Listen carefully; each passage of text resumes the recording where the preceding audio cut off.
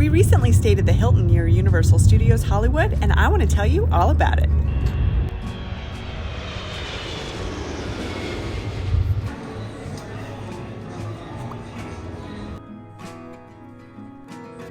We were not in California to go to Universal Studios, but our hotel for the next night was just up the street.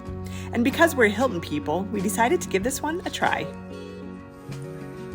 This Hilton is within walking distance to Universal Studios and the Universal CityWalk, although they also have a shuttle if you don't want to walk.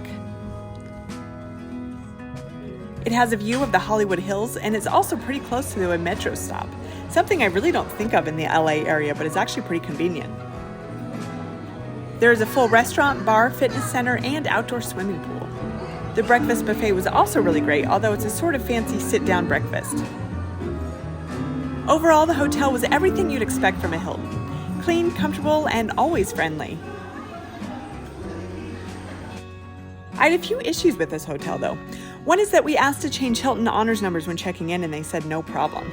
But apparently it raised the rate by about $100, and no one told us this would happen.